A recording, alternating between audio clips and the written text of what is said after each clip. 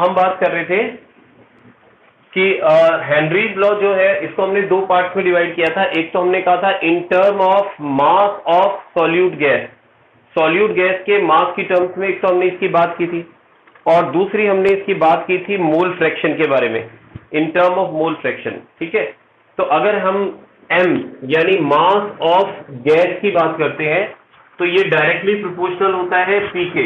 p जो है हमारे पास में प्रेशर है, ठीक है, p is the pressure of gas exerted on the surface of liquid. तो अगर आपको ये याद है, रिलेशन सिंपल था, तो आपको हेनरी का फर्स्ट लॉ, जो हेनरी का लॉ है वो याद है। और दूसरा मैंने कहा था कि इसको हम मोल फ्रैक्शन की टर्म्स में भी डिफाइन करते हैं, लेकिन मोल फ्रैक्शन की टर्म्स में हम इसको P directly proportional to XP इस तरह से लिखते हैं कि जो प्रेशर है वो डायरेक्टली प्रोपोर्शनल होता है मोल फ्रैक्शन के। और मोल फ्रैक्शन जो है यहाँ पर किसकी बात हो रही है, सॉल्यूट गैस जो है उसके मोल फ्रैक्शन की बात हो रही है। तो ये दो चीज ध्यान रखनी है, मोस्टली जो न्यूमेरिकल है वो इससे पूछे जाते हैं। ठीक है, मोस्टली न्यूमेरिकल जो है वो नीचे वाले से पूछे जाते हैं। तब इसके न्यूमेरिकल भी देखेंगे हम, लेकिन उससे पहले हम हेनरीज लॉ की एक दो एप्लीकेशन देख लेते हैं कि हेनरी लॉ काम कहां पर आता है। ठीक है, तो हम अब बात कर रहे हैं सबसे पहले कि law, application of Henry's law. Yes, बोलिए बेटा।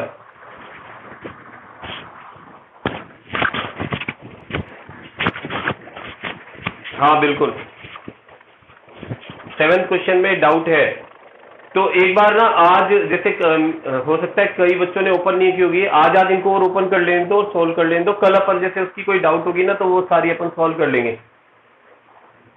ठीक है, तो एक वर्कशीट मैं और भेज दूंगा आपको, कल संडे है। ठीक है, तो कल एक वो वर्कशीट और सोल्व कर लेंगे, तो दोनों की जो डाउट होगी ना वो अपन मंडे को ले लेंगे। ठीक है, तो एक उसी तरह से, तो I think that is the better way. मेरे ख्याल में वो तरीका सही रहेगा जो मैंने सेकंड वाला लिंक भेजा था, जिसमें लिंक को ओपन करके आप ऑब्जेक्टिव टाइप को, उसमें क्या मार्क्स भी पता चल जाते हैं आपको और आपकी स्पीड भी थोड़ी गेन हो जाती है। ठीक है, तो उसी तरह की अपन वर्कशीट भेज दिया करेंगे जिसमें कम से कम 10 से 20 क्वेश्चन आपको वर्कशीट में मिल जाएंगे। ओके ओके, चलते हैं आगे। तो अब मैं बात कर रहा हूं एप्लीकेशन। ठीक है, application of Henry's law. Henry's law की एप्लीकेशन के बारे में हम बात कर रहे हैं कि हेनरी लॉ कहां कहां एप्लीकेबल है। तो देखिए, जब हम बात करते हैं हेनरीज लॉ की एप्लीकेशन में, तो उसमें सबसे पहला जो एप्लीकेशन आता है दैट इज, अपन एनॉक्सिया के बारे में पहले बात करेंगे। एनॉक्सिया, एक्चुअली एनॉक्सिया क्या होता है समझिए। एनॉक्सिया ऑक्सिया से रिलेटेड, ऑक्सिया मतलब ऑक्सीजन। तो यहां पर इसमें होता क्या है कि हमें पता है जैसे जैसे हम ज्यादा हाइट की तरफ या हाई एल्टीट्यूड की तरफ जाते हैं, तो वैसे वैसे गैस की जो डेंसिटी होती है या एयर की जो डेंसिटी होती है वो कम होती चली जाती है। जैसे नीचे एयर प्रेशर ज्यादा है, सॉरी नीचे जो है वो गैस की डेंसिटी ज्यादा है और ऊपर जो है वो धीरे धीरे कम हो जाएगी। तो जो लोग हाई एल्टीट्यूड पर रहते हैं, समझना, जो लोग हाई एल्टीट्यूड पे रहते हैं, ठीक है, एट हाई एल्टीट्यूड, तो हाई एल्टीट्यूड पर क्या होता है कि डेंसिटी या कंसंट्रेशन, यहां लिख देते हैं, कंसंट्रेशन ऑफ ऑक्सीजन जो है इज लेस। ऑक्सीजन की जो कंसंट्रेशन होती है वो कम होती है। साथ ही साथ जो प्रेशर होता है, ध्यान रखना, प्रेशर ऑफ गैस जो है वो भी क्या होता है, लेस होता है। और अभी हमने क्या पढ़ा है हेनरीज लॉ के अकॉर्डिंग कि जो m है is directly proportional to P, कि mass of gas dissolve in liquid is directly proportional to pressure. यानी प्रेशर जितना ज्यादा होगा गैस का, उतने ही ज्यादा गैस का मास जो है वो लिक्विड में डिसॉल्व हो जाएगा। तो अब मैं कह रहा हूं कि प्रेशर जो है हाई एल्टीट्यूड पर कम है, तो यानी कम गैस लिक्विड में डिसॉल्व होगी। तो आप समझना, जब हम ब्रीदिंग करते हैं तो ब्रीदिंग के टाइम पर क्या होता है, जो आप ब्रीद इन कर रहे हैं, ऑक्सीजन गैस अंदर ले रहे हैं या सारी गैसेज अंदर ले रहे हैं, पूरी एयर अंदर ले रहे हैं, लेकिन उसमें से ऑक्सीजन जो है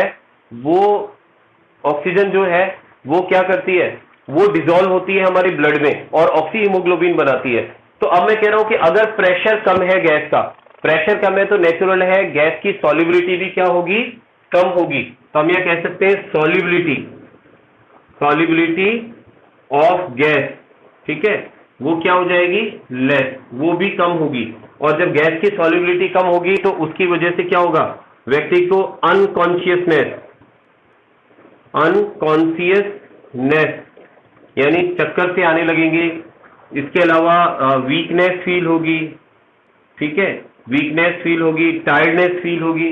तो ये जो कंडीशंस होती हैं ये ऑक्सीजन की कमी की वजह से होती है, इसीलिए इसी कंडीशन को हम क्या बोलते हैं, एनॉक्सिया।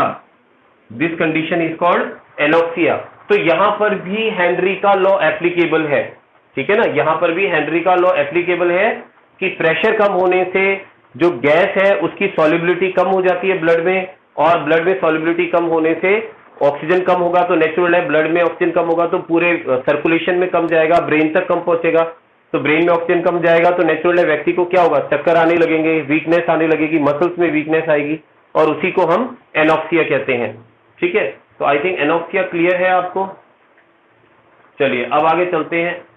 अभी वो ओके ज्वाइन कर लिया, ठीक है, देखते हैं आगे। इसके बाद नेक्स्ट अपन बात करते हैं सेकंड कंडीशन के बारे में।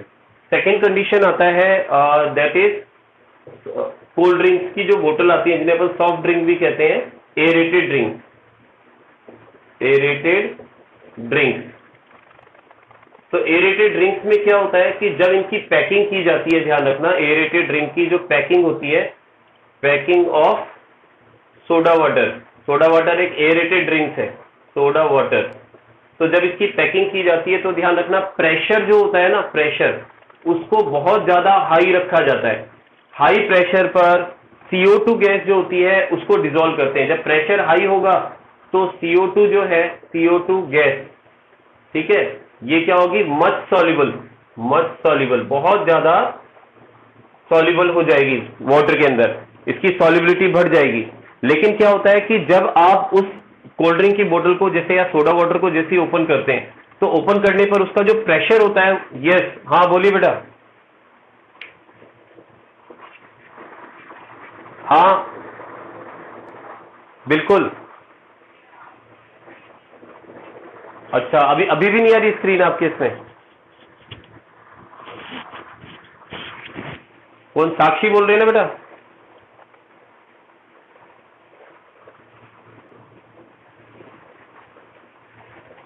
ये आज क्या प्रॉब्लम हो रही है, थोड़ी सी लग रहा है स्क्रीन की।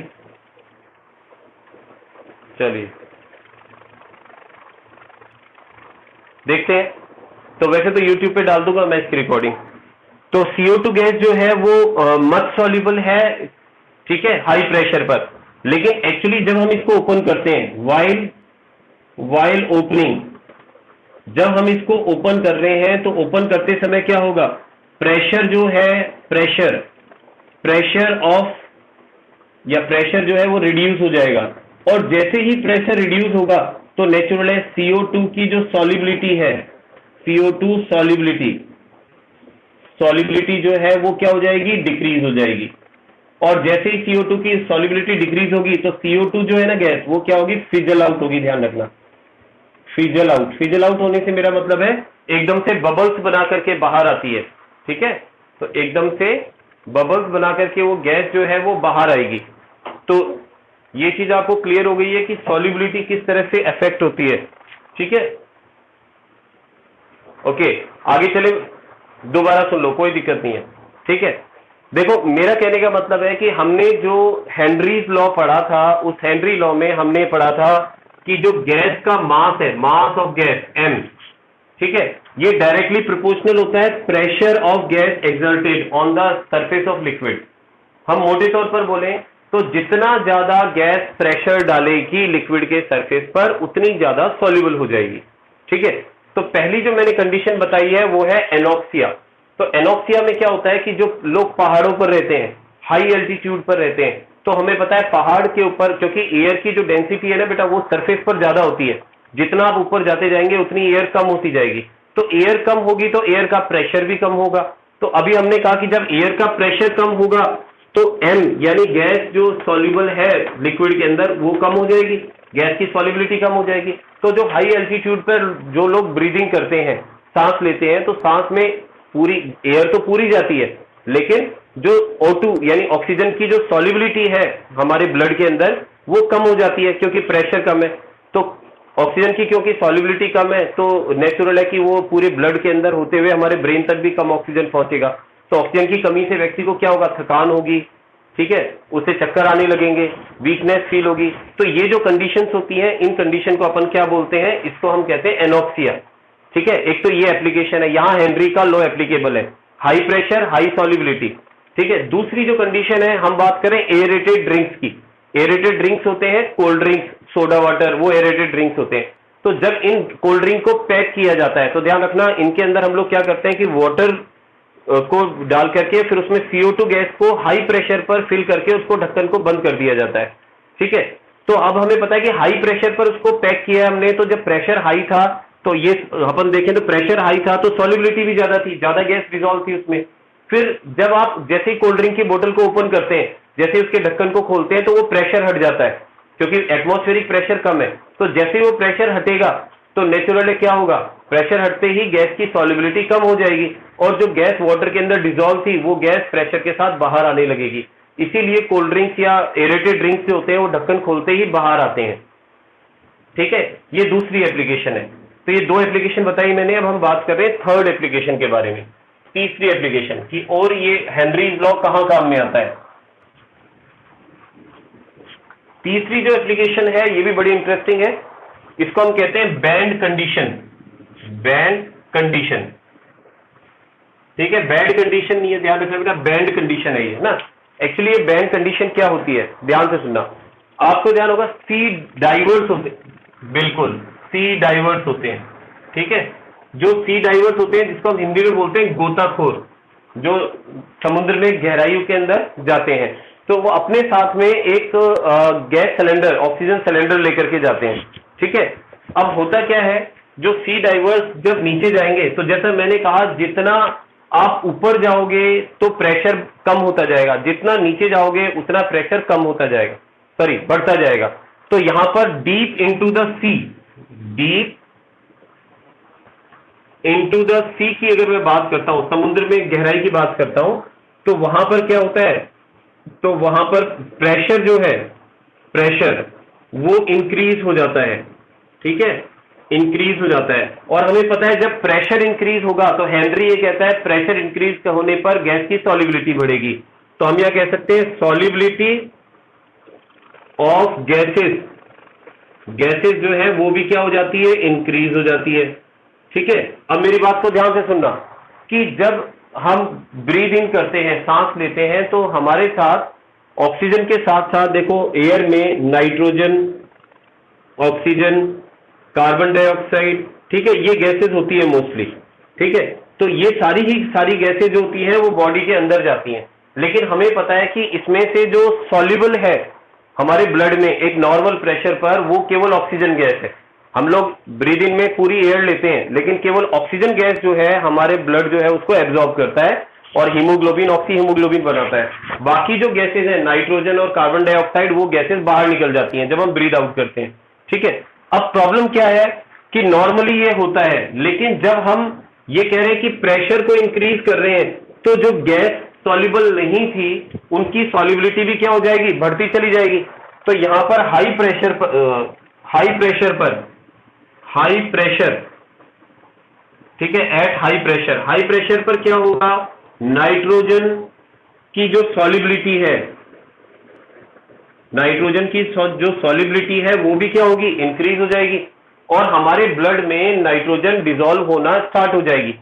चलो कोई दिक्कत नहीं, नाइट्रोजन डिसॉल्व हो गई, लेकिन प्रॉब्लम कब आती है कि हमें हमेशा तो समुद्र के अंदर रहना नहीं है, हमें ऑन द शोर मतलब सरफेस पर तो आना पड़ेगा। अब जैसे जैसे हम ऊपर आएंगे वापस तो हम नॉर्मल प्रेशर पर आ रहे हैं। अब नॉर्मल प्रेशर पर नाइट्रोजन गैस सॉल्युबल नहीं होती, हमारे ब्लड में घुलती नहीं है। ठीक है, अब प्रॉब्लम क्या है कि जब हम ऊपर आ गए और जो गैस, जब हम हाई प्रेशर पर नीचे थे, जो नाइट्रोजन गैस घुल गई थी ब्लड में, वो प्रॉब्लम क्रिएट करेगी। वो प्रॉब्लम कैसे क्रिएट करेगी कि जैसे जैसे हम ऊपर आएंगे तो उस नाइट्रोजन गैस की सॉल्युबिलिटी कम हो जाएगी। अब वो गैस बाहर आने की कोशिश करेगी। अब वो ऐसा तो नहीं है कि जो गैस है वो हमारे डाइजेस्टिव सिस्टम है कि मुंह से बाहर आ जाएगी, तो वो ब्लड में डिसॉल्व है, हमारी आर्टरीज और वेन के अंदर चली गई। अब आर्टरीज और वेन्स के अंदर जहां ब्लड फ्लो हो रहा है, जहां ब्लड फ्लो हो रहा है और वहां पर नाइट्रोजन गैस है और वो बाहर निकलने की कोशिश कर रही है, सॉल्युबिलिटी कम हो गई, तो वो क्या करेगी, बीच बीच में इस तरह से बैंड्स बना लेगी। ठीक है, बैंड्स बना लेगी जहां पर नाइट्रोजन गैस भरी रहती है ब्लड की आर्टरीज और वेन्स में। ठीक है, तो ये जो बैंड है ना बेटा, ये बहुत ही पेनफुल कंडीशन होती है, ये बैंड का बनना बहुत पेनफुल कंडीशन होती है, काफी दर्द होता है पूरी बॉडी के अंदर, तो इसी को अपन बैंड कंडीशन कह रहे हैं। अब इस बैंड कंडीशन से बचने का क्या उपाय है ये भी देखें हम। तो इसके लिए क्या किया जाता है कि जो गैस सिलेंडर लेकर के जाते हैं खास करके वो सी डाइवर्स, तो वो इन गैस सिलेंडर के अंदर गैस का जो कंपोजिशन है उसको थोड़ा चेंज कर देते हैं। और वो कंपोजिशन क्या रखते हैं, कंपोजिशन रखते हैं कि लगभग हीलियम जो है उसको तो लिखते हैं 11 पॉइंट, लगभग हीलियम रखते हैं 11 पॉइंट, जस्ट ए मिनट, हाँ यस 11.7% हीलियम लेते हैं। ऑक्सीजन जो है उसको रखते हैं लगभग 32%, 32.1%, और नाइट्रोजन जो है उसकी परसेंटेज रखते हैं यहाँ पर 56.2%। तो यहाँ पर एक्चुअली हुआ क्या है, समझना, यहाँ हुआ क्या है कि हमने ऑक्सीजन की परसेंटेज को बढ़ा दिया है, नाइट्रोजन की परसेंटेज को कम कर दिया, और उन दोनों की जगह मैंने यहाँ पर हीलियम मतलब थोड़ी परसेंटेज बढ़ा दी है। हीलियम से क्या होता है, हीलियम एक इनर्ट गैस है, ठीक है, हमें पता है नोबल गैस या इनर्ट गैस है। तो हीलियम की प्रेजेंस में ये जो नाइट्रोजन की सॉल्युबिलिटी है वो अफेक्ट होती है, और नाइट्रोजन कम सॉल्युबल होता है, नाइट्रोजन कम घुलता है। तो इस वजह से जो ये प्रॉब्लम क्रिएट हो रही थी पहले कि नाइट्रोजन की सॉल्युबिलिटी बढ़ गई थी, ठीक है, वो प्रॉब्लम थोड़ी जो है वो सप्रेस हो जाएगी। तो ध्यान रखना, ये कॉम्बिनेशन ध्यान रखना, ये ऑब्जेक्टिव टाइप क्वेश्चंस में, छोटे क्वेश्चंस में पूछा जा सकता है, ठीक है। ये चीज क्लियर है बेटा, आगे चले, ओके ठीक है। तो तीनों को एक बार मैं ओवरऑल वैसे बता दूं, समरी क्या है। ओवरऑल समरी ये है कि जब प्रेशर ज्यादा होता है एयर का तो उस समय सॉल्युबिलिटी भी ज्यादा होती है, और प्रेशर कम होता है तो सॉल्युबिलिटी कम होती है। हाँ बोलिए बेटा, केवल ऑक्सीजन जो होती है ना वो भी सेटल होती है, ध्यान रखना। इसमें कुछ ऐसी मेटाबॉलिक रिएक्शंस होती है बॉडी में कि अगर केवल ऑक्सीजन की कंसंट्रेशन ज्यादा होती है तो वो थोड़ा पॉइजनस होती है, ऐसा माना जाता है। बाकी इसका बायोलॉजिकल एस्पेक्ट वो ज्यादा समझा सकते हैं जो बायोलॉजी वाले हैं। बाकी ये कि प्योर ऑक्सीजन यूज में नहीं ली जाती है, ध्यान रखना, ठीक है। जो गैस सिलेंडर, हाँ जो गैस सिलेंडर होते हैं ना ऑक्सीजन के, उसके अंदर भी प्योर ऑक्सीजन नहीं होती है, ठीक है, ये चीज ध्यान रखनी है। ओके रफ कर, हाँ मैं इसको बता रहा था एक बार। तो ये चीज मैंने कहा कि जितना ज्यादा प्रेशर होगा गैस की सॉल्युबिलिटी उतनी ज्यादा होगी। अब एक सिंपल सा है, ऊपर जाएंगे तो प्रेशर कम होता है, सॉल्युबिलिटी कम हो जाती है। समुद्र में नीचे जाएंगे सी में तो क्या होगा कि गैस की प्रेशर बढ़ेगा तो सॉल्युबिलिटी बढ़ जाएगी, ठीक है। तो इसमें डीप इनटू द सी जाने में सॉल्युबिलिटी बढ़ने की वजह से परेशानी आ रही है, और हाई एल्टीट्यूड पर जा रहे हैं तो सॉल्युबिलिटी कम होने की वजह से परेशानी आ रही है, ठीक है। और इसके अलावा और क्या था, हाँ ये एरेटेड ड्रिंक्स तो आपने देख ही लिया कि इसमें दोनों ही कंडीशन आ जाती है। पैक करते हैं हाई प्रेशर पर, जब बोतल को खोलते हैं तो प्रेशर कम हो जाता है, ठीक है। चलिए अब आगे चलते हैं, एक न्यूमेरिकल लेते हैं अपन इससे रिलेटेड, हेनरीज लॉ से रिलेटेड एक न्यूमेरिकल करते हैं। इसमें ज्यादा न्यूमेरिकल नहीं देखेंगे क्योंकि बिफोर लास्ट ईयर तो जब मतलब 2 साल पहले जब एनसीईआरटी चलता था तो इसमें न्यूमेरिकल ज्यादा थे आपके, लेकिन अब क्या है इसमें न्यूमेरिकल हेनरी कांस्टेंट से रिलेटेड तो है ही नहीं, वैसे तो बहुत कम है, फिर भी क्योंकि फॉर्मूला है तो न्यूमेरिकल आ सकता है, तो एक न्यूमेरिकल हम देख लेते हैं इससे रिलेटेड, ठीक है। तो ये एक न्यूमेरिकल लिखवा रहा हूं मैं आपको और इसको सॉल्व करेंगे हम। देखिए क्वेश्चन है हमारे पास, यस बोल रहे हैं बेटा कुछ, H2S a toxic gas with rotten egg like smell is used बस used भी होता होगा ना, स्मेल, और इसके बाद है if solubility of H2S, solubility of H2S in water at STP is 0.195 mole per kg. So calculate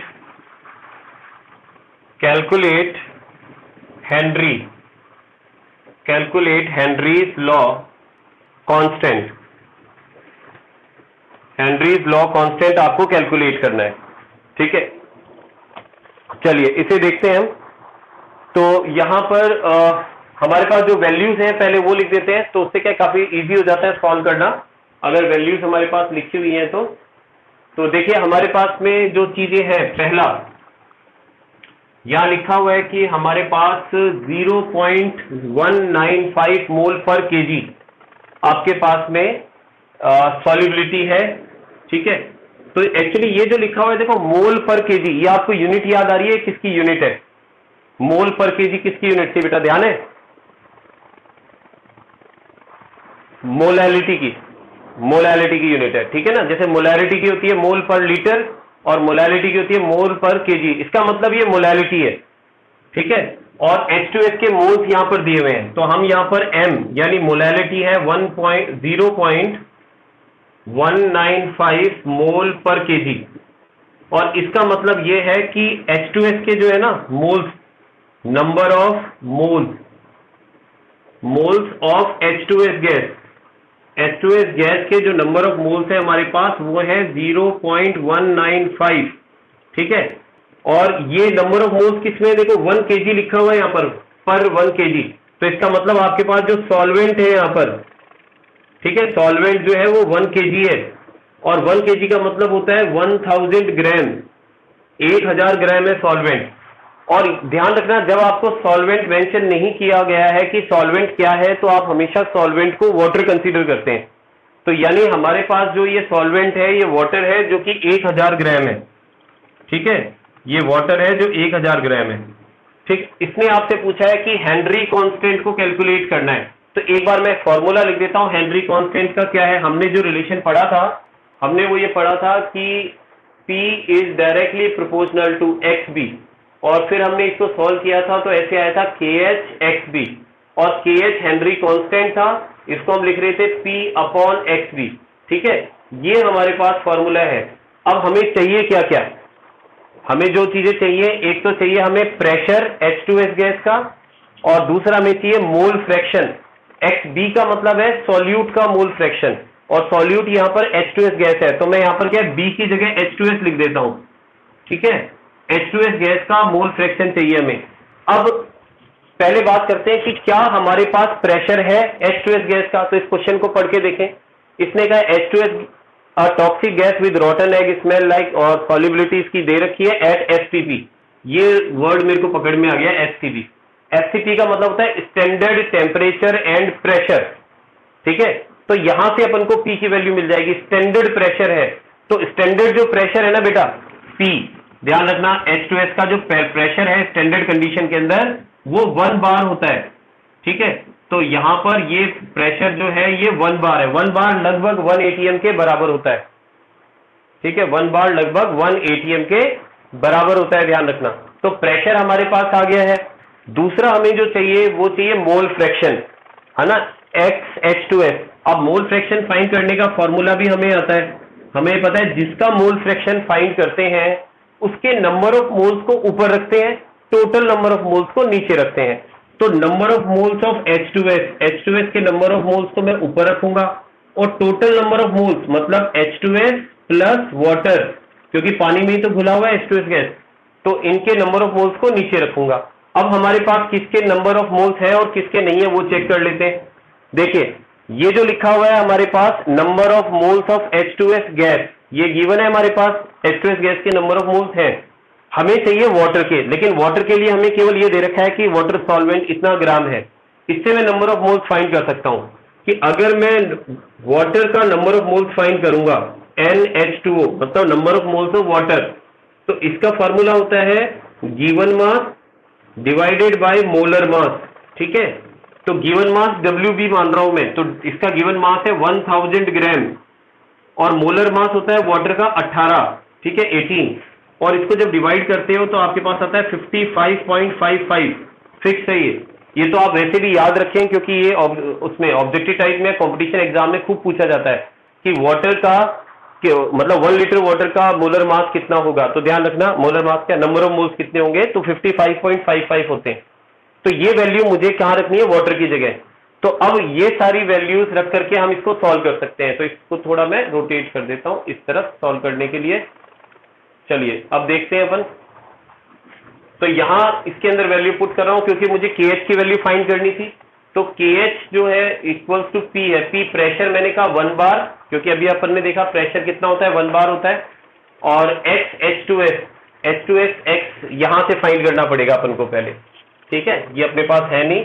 तो X H2S फाइंड करने के लिए number of moles of H2S के नंबर ऑफ मोल्स ये रहे हमारे पास में 0.195 डिवाइडेड बाय वापस से 0.195 प्लस में वाटर के नंबर ऑफ मोल्स अपन ने यहां लिखे थे, वाटर के नंबर ऑफ मोल्स 55.55, ठीक है। इसको सॉल्व कर लेंगे और जब आप इसको सॉल्व करेंगे तो आपके पास, अभी तो मैं एक बार डायरेक्ट लिख देता हूं कैलकुलेशन करने में क्योंकि टाइम लगेगा इसमें, 3.5 इंटू 10⁻³ 3.5 इंटू 10⁻³ इसको कैलकुलेट करोगे तो ये वैल्यू आएगी आपके पास।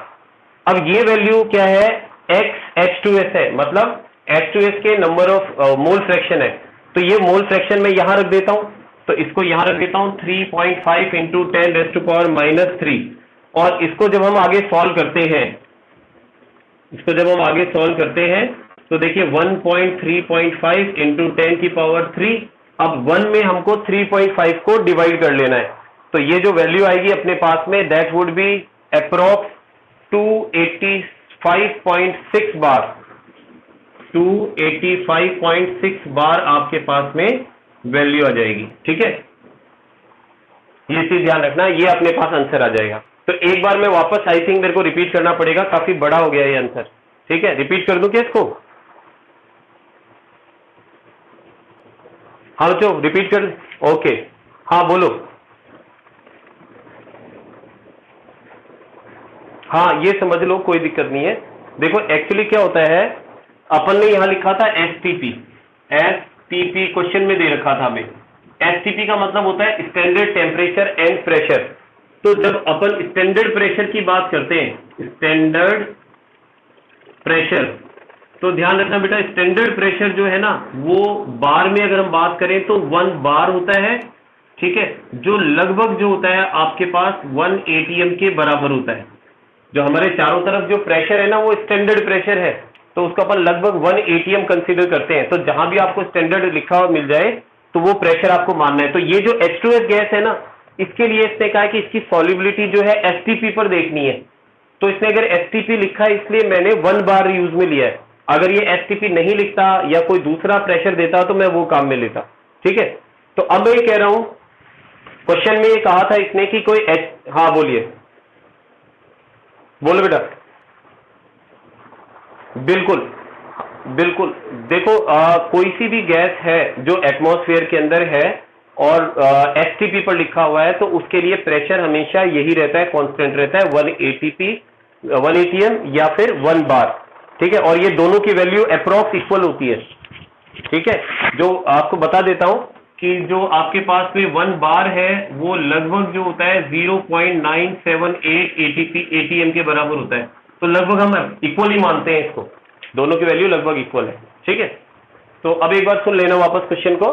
क्वेश्चन में कहा गया है कि H2S जो कि एक टॉक्सिक गैस है, ठीक है, और विद रॉटन एग स्मेल, जिसकी स्मेल जो है वो सड़े हुए अंडे जैसी आती है H2S गैस की। तो इसकी सॉल्युबिलिटी जो है H2S गैस की इन वाटर STP पर वो ये दी गई है। तो देखो किसी भी गैस की जो सॉल्युबिलिटी दी गई है मतलब मोल पर केजी में, इसका मतलब है कि 1 किलोग्राम अगर पानी है तो उसमें इतना मोल गैस का डिसॉल्व हो जाता है। तो यानी ये गैस के मोल दे दिए, तो मैंने जो गैस के नंबर ऑफ मोल्स थे उसको मैंने ये लिख दिया है, ठीक है। ये नंबर ऑफ मोल्स आ गए गैस के, H2S गैस के।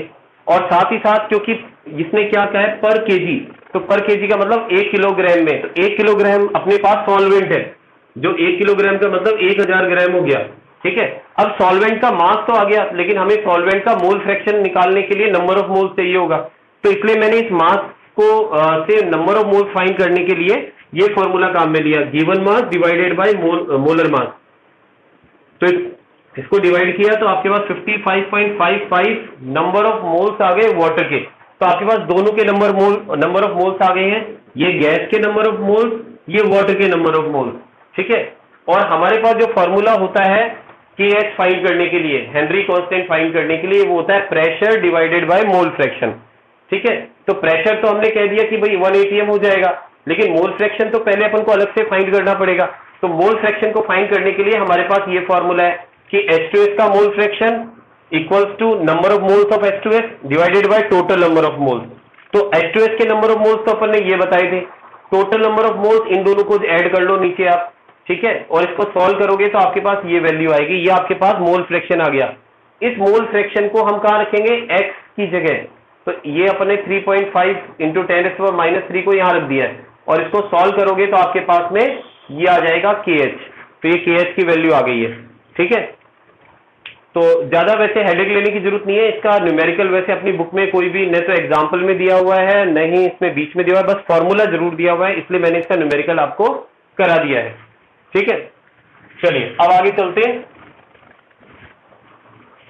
अभी एक बार वापस से ना क्लास डिस्कनेक्ट होने वाली है, वापस से आप रीज्वाइन कर लेना, उसी लिंक से रीज्वाइन हो जाएगी। ओके, चलिए अब देखते हैं आगे। इसके बाद हम नेक्स्ट टॉपिक ले रहे हैं, that is vapour pressure. Vapour pressure, देखिए वेपर प्रेशर किसे कहते हैं, इसको समझते हैं बहुत सिंपल वर्ड के अंदर। देखिए वेपर प्रेशर सुनने में तो बहुत इजी लग रहा है, वेपर का प्रेशर ही वेपर प्रेशर होता है, लेकिन इसको हम इस तरह से डिफाइन नहीं करते हैं। वेपर प्रेशर को हम किस तरह से डिफाइन करेंगे, इसको पहले समझते हैं। जैसे मान लीजिए मेरे पास एक क्लोज्ड कंटेनर है, इस क्लोज कंटेनर में हमने कोई लिक्विड, वॉलेटाइल लिक्विड फिल कर रखा है। वॉलेटाइल लिक्विड, वॉलेटाइल लिक्विड का मतलब होता है बेटा ऐसा लिक्विड जो वेपर बनाता है। ठीक है, जो वेपर की फॉर्मेशन करता है, ऐसे लिक्विड को अपन वॉलेटाइल कहते हैं। जैसे वाटर एक वॉलेटाइल लिक्विड है, अल्कोहल एक वॉलेटाइल लिक्विड है। तो ये जो वॉलेटाइल लिक्विड है, इसको अगर हम थोड़ा सा भी हीट करते हैं तो ज्यादा वेपर और बनाएगा, और ये वेपर जो है इस तरह से यहां पर कलेक्ट होने लग जाएंगे। हमने इसको ऊपर से क्लोज कर रखा है कंटेनर को, वेपर बाहर नहीं निकल सकते। तो क्या होगा, शुरू में तो हमारे पास रेट ऑफ वेपराइजेशन फास्ट होगी, ज्यादा होगी। फिर जैसे जैसे वेपर बनने लगेंगे तो धीरे धीरे उन वेपर्स का कंडेंसेशन स्टार्ट हो जाएगा, वेपर्स इकट्ठे होकर के और वापस लिक्विड में कन्वर्ट होने लग जाएंगे। तो थोड़े समय बाद रेट ऑफ वेपराइजेशन, वेपर बनने की रेट, और रेट ऑफ कंडेंसेशन यानी जो वेपर्स है उनका वापस लिक्विड में कन्वर्ट होने की रेट, दोनों आपस में बिल्कुल इक्वल हो जाएंगे। और जब दोनों की रेट इक्वल हो जाएगी तो हम कहेंगे कि दोनों के बीच में क्या स्टैब्लिश हो गया है, इक्विलिब्रियम स्टैब्लिश हो गया है। ठीक है, यानी जिस रेट से वेपर बन रहा है उसी रेट से वेपर वापस कंडेंस भी हो रहा है, और इस कंडीशन को हम कह रहे हैं इक्विलिब्रियम। इक्विलिब्रियम स्टैब्लिश हो गया है। अब इक्विलिब्रियम के टाइम पर हम चेक करते हैं कि जो वेपर है वो इसके ऊपर कितना प्रेशर लगा रहे हैं सरफेस पर। ठीक है, तो यहां पर जो प्रेशर लगा रहे हैं, pressure exerted by vapor on the surface of liquid at equilibrium is called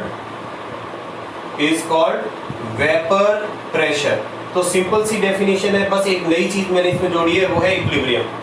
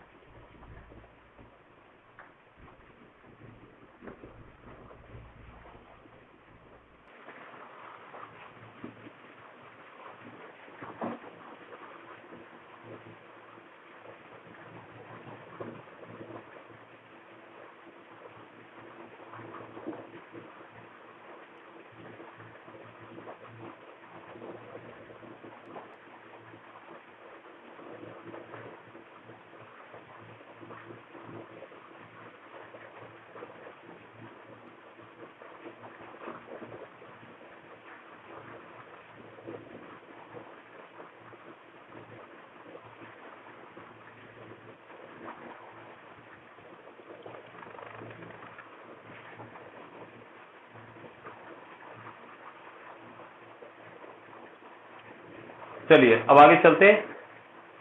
okay, M I audible ना? Okay, yes. तो एक बार रिपीट कर देता हूं बेटा, सुन लेना ध्यान से। तो मैंने ये कहा यहां पर कि जब जिस समय रेट ऑफ वेपोराइजेशन और रेट ऑफ कंडेंसेशन ये आपस में इक्वल हो जाए, ठीक है, दोनों की रेट इक्वल हो जाए, तो उस समय जितना वेपर के पार्टिकल प्रेशर लगाएंगे लिक्विड के सरफेस पर, उसी को हम बोलेंगे वेपर प्रेशर। तो डेफिनेशन हो गई, pressure exerted by vapor on the surface of liquid at equilibrium is called vapor pressure। इसको हम वेपर प्रेशर कहते हैं, ठीक है।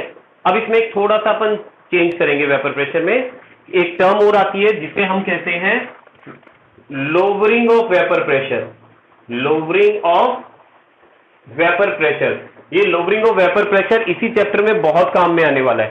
देखो, लोअरिंग का मतलब होता है कम हो जाना, ठीक है, वेपर प्रेशर का कम हो जाना। अब कैसे कम होता है समझना।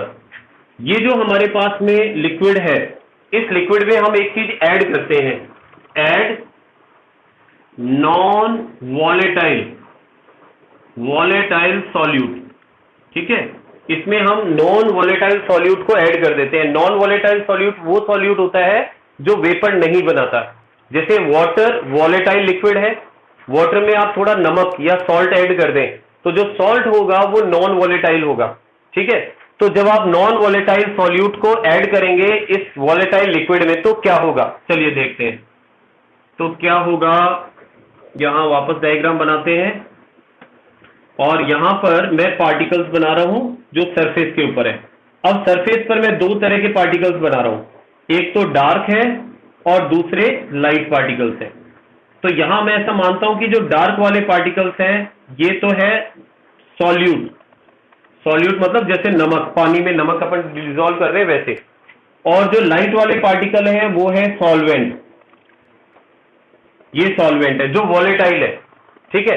अब मुझे बताओ कि जैसे यहां वेपर बन रही थी, यहां पर सारे पार्टिकल जो थे ना वो आपके पास नॉन वॉलेटाइल लिक्विड थे, ठीक है। इसको अपन नॉन वॉलेटाइल लिक्विड मान रहे थे। वॉलेटाइल लिक्विड था यहां पर पूरा, लेकिन यहां पर अपने पास वॉलेटाइल लिक्विड के अलावा नॉन वॉलेटाइल सॉल्यूट भी है। तो वेपर, ये जो हमारे पास सॉल्यूशन है, अब इसको सॉल्यूशन कह सकता हूं मैं, ये सॉल्यूशन है। तो अगर सेम टेम्परेचर पर गर्म करते हैं तो इसमें वेपर कम बनेगा या ज्यादा बनेगा, बताना बेटा। इस सॉल्यूशन में कम बनेगा, ठीक है ना। तो कम बनने का रीजन यही है यहां पर कि हमारे पास सरफेस के ऊपर ना केवल नॉन वॉलेटाइल नहीं है, मतलब वॉलेटाइल नहीं है, नॉन वॉलेटाइल भी है जो वेपर नहीं बनाते हैं। तो पूरा सरफेस वेपर नहीं बना रहा है सर, वेपर केवल ये जो पार्टिकल है, जो लाइट वाले पार्टिकल है वही बना रहे हैं। तो इसमें वेपर्स कंपैरेटिवली कम बनेंगे।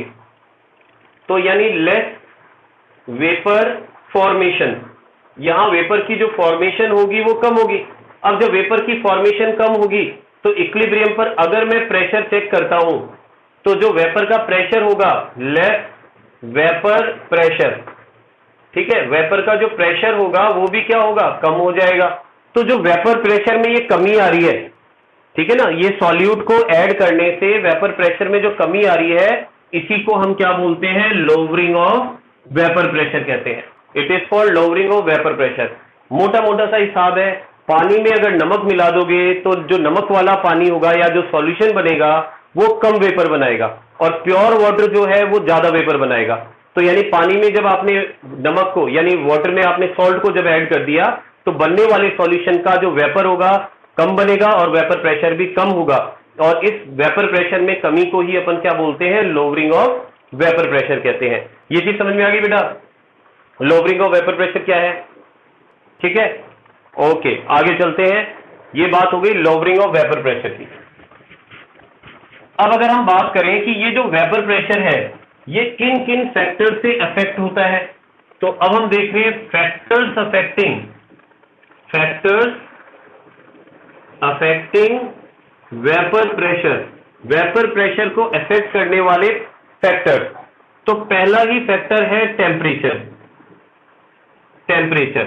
अब ये तो हमें सबको पता है कि जिस लिक्विड को ज्यादा गर्म करते हैं वो ज्यादा वेपर बनाता है और ज्यादा वेपर बनने से वेपर प्रेशर का, वेपर का जो प्रेशर होगा वो भी बढ़ जाएगा। तो हम कह सकते हैं कि जो वेपर प्रेशर है लिक्विड का is directly proportional to temperature, temperature के डायरेक्टली प्रोपोर्शनल होता है अगर हमारे पास लिक्विड जो है वो वॉलेटाइल है तो।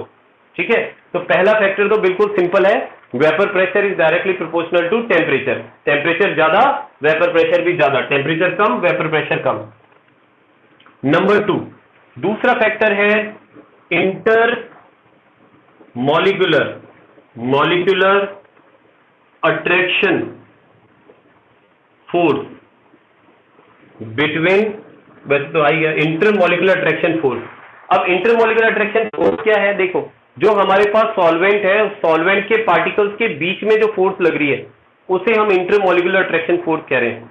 अगर वो फोर्स ज्यादा है तो पार्टिकल को टाइटली बाउंड करके रखेगी, वो एक दूसरे से अलग नहीं होंगे, वेपर कम बनाएंगे। जैसे फॉर एग्जांपल आप देखिए, अगर मैं कंपेयर करता हूं alcohol and di ethyl ether, ठीक है, एल्कोहल को मैं इस तरह शो कर रहा हूं ROH और डाइथाइल ईथर होता है ROR, ठीक है। तो जो एल्कोहल होता है, ध्यान रखना बेटा, इनमें इंटरमॉलिक्यूलर हाइड्रोजन बॉन्ड बनता है, H बॉन्ड बनता है, और वो जो हाइड्रोजन बॉन्ड होता है वो एल्कोहल के मॉलिक्यूल को टाइटली बांध के रखता है, जबकि डाइइथाइल ईथर में ऐसा नहीं है, हाइड्रोजन बॉन्ड नहीं बनता। तो इसके अंदर क्योंकि हाइड्रोजन बॉन्ड नहीं बनेगा, नो H बॉन्ड फॉर्मेशन, इसमें हाइड्रोजन बॉन्ड की फॉर्मेशन नहीं होती है। अब क्योंकि इसमें हाइड्रोजन बॉन्ड की फॉर्मेशन नहीं होगी तो इसके अंदर मॉलिक्यूल्स के बीच की अट्रैक्शन फोर्स कम होगी, इसमें मॉलिक्यूल फोर्स की अट्रैक्शन फोर्स ज्यादा होगी। तो यहां पर अगर अपन बात करें केवल इंटरमॉलिक्यूलर अट्रैक्शन फोर्स की, इंटरमॉलिक्यूलर अट्रैक्शन फोर्स की बात करें तो हम यह कह सकते हैं कि एल्कोहल की इंटरमॉलिक्यूलर अट्रैक्शन फोर्स ज्यादा है और यहां पर इसकी कम है। इंटरमॉलिक्यूलर अट्रैक्शन फोर्स जो है वो एल्कोहल की ज्यादा है, डाइइथाइल ईथर की कम है, और यही रीजन है कि जो एल्कोहल का बॉइलिंग पॉइंट है, यहां लिख देता हूं BP नहीं, वेपर प्रेशर ऑफ एल्कोहल जो है वो तो हमें क्या मिलेगा, हाई मिलेगा।